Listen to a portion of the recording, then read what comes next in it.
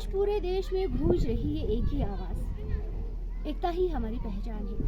सरदार वल्लभ भाई Patel, the iron man of India, उन्होंने भारत के हर टुकड़े को एक डोर में बांधकर एक मजबूत एकजुट देश की नींव रखी थी और उनकी इसी सोच को सम्मानित करते हुए लद्दाख में मेरा युवा भारत लह लद्दाख के द्वारा सरदार 150 पाद यात्रा यूनिटी मार्च का आयोजन किया गया है। ये मार्च सरदार पटेल की 150वीं जन्मदिन के मौके पर honourable lieutenant governor of Ladakh के द्वारा होलो फेम लह से सुबह 10:30 बजे फ्लैग ऑफ किया गया। हर कदम के साथ गूंज रही है एक ही एहसास, हम सब एक हैं और इसी एकता में है हमारी शक्ति। ये पाद यात्रा सिर्फ एक मार्च नहीं, ये है एक संदेश, सरदार पटेल की विजन को लद्दाख के दिल से पूरे भारत के लिए। और ये पाद यात्रा सिर्फ एक मार्च नहीं, ये है एक संदेश, सरदार पटेल के विजन को लद्दाख के दिल से पूरे भारत तक पहुंचाने का। क्योंकि जब हम सब एक साथ हैं तो हिमालय भी गर्व से मुस्कुराते हैं। राष्ट्रभक्ति ले हृदय में हो खड़ा यदि देश सारा, संकटों पर मात करी है राष्ट्र विजयी वो हमारा। इस प्रकार की भावना को लेकर के हम आज इस राष्ट्रीय एकता दिवस को मना रहे हैं।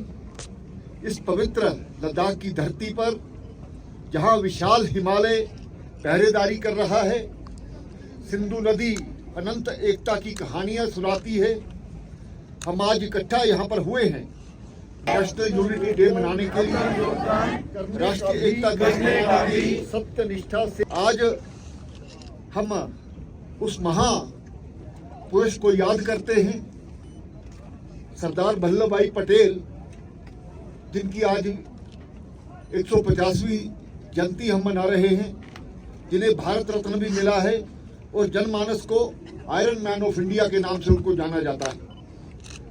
हम उन्हें श्रद्धांजलि अर्पित करते हैं।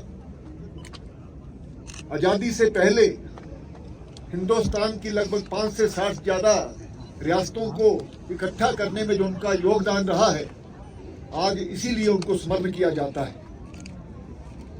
उस महान पुरुष को जिन्होंने आधुनिक भारत की जमीन पर एकता की नींव रखी और जिनकी दूरदृष्टि के कारण से ही एक भारत श्रेष्ठ भारत की उस अपराजय धारा में हम बांधे हुए हैं। 70 साल पहले,